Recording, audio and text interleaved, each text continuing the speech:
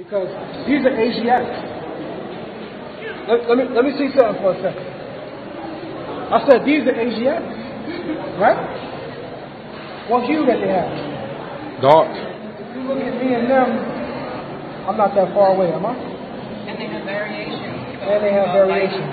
Which shows you that we came in how many colors? Many shades. Many shades, like the Bible says. So, here we go. What we're looking at right here is a depiction that was given to the museum. This is not an original painting. I want to make that clear. This is a reproduction of the painting. But it's the same hue and same color. It's the same exact painting. But it was resourced to get the gist of what they were painting. Some of them need to be refurbished. Right? So, follow me. What we're looking at here is the word NF. NF. This word, remember what we learned about the Metropolitan. The way that we read the Metropolitan is whatever position the head or people are facing, this is the direction that we read from, right? So we begin here. This is NF. This right here gives you the sound N, and we see the determinative for N, the glyph for N, and we see another glyph for N. They're just filling it up.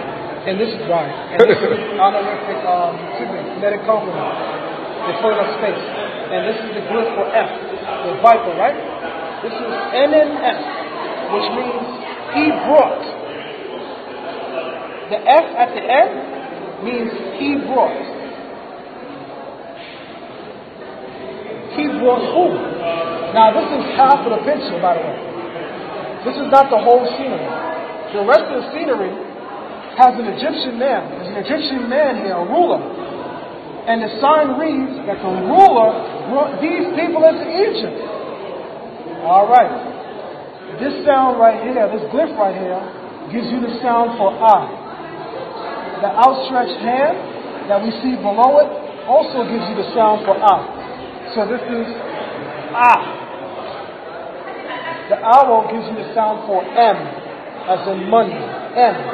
So we have This is a throw stick, which usually serves the purpose of being a determinative for a foreigner. The ancient people of Kemet usually depicted people based on their occupation or their weapons of war. Asiatics were known to stay with a throw stick, or i.e. a staff. Hence you always see in a lot of biblical proverbs the term or concept of a staff, right? So this is and the staff sometimes has the term amo, or the sound o, or u. So this is the amu. Lastly, that's self-explanatory. This is so self-explanatory, it's not even funny, because remember, it was one of the first things we encountered in ancient Egypt. Don't he got the same haircut as the one we encountered back there? Except here you can see what color he was. Right. And except here you know now what people he was. This is how you say Asiatics in the Egyptian language. Amu. And this reads, he, NNF, he brought Amu. Remember I told you this is just half the picture. I'm going to show you the rest of the picture in a moment. The rest of the picture shows an Egyptian ruler. And it's saying that this Egyptian ruler brought these people into Egypt, but look at how they're coming into Egypt. So you need to look no further for how Hebrews or Asiatics came into Egypt when the Egyptians themselves are telling you how they came into Egypt. Amu. Well, let's take it a step further. This horseshoe looking like glyph. I'm saying horseshoe to compare it to what you would say, identify right? These are representing numbers.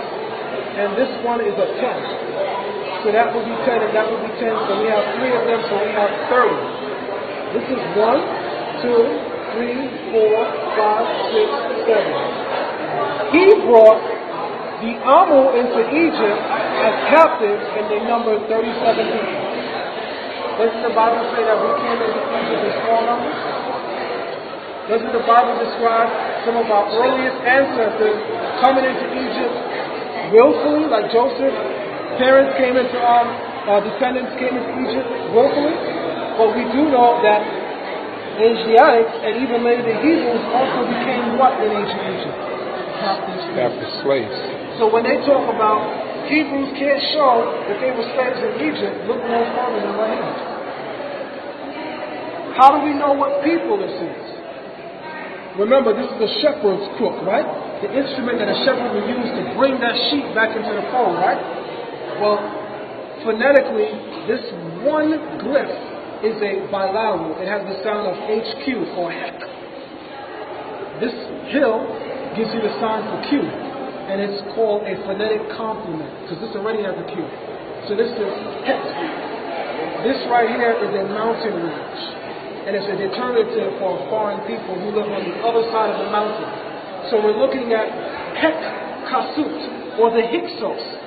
The Hyksos people are the earliest foreigners coming into Egypt by way of willful employment or gainful employment as it is used today, or they're also coming in as actual slaves.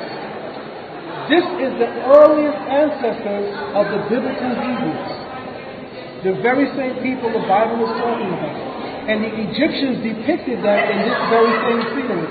The Hyksos are coming into ancient Egypt early as farmers, and they're bringing tribute to the Nisut, to Pharaoh. And we know their name because this is Hyksos or Hektasut. And this right here is NNF. The water symbol gives you the N sound, the viper gives you the F. So we have two N's and an F. This is NNF, and it means he brought. This is A and A, which gives you A. The owl gives you an M. This gives you O. This is Amu. This is how the Egyptians said Asiatics in their language. So it says he brought Asiatics.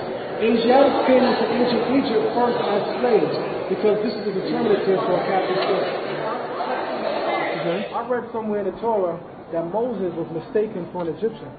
I'm looking around this room and I'm looking at Egyptians, and it automatically becomes clear to me how Moses looked.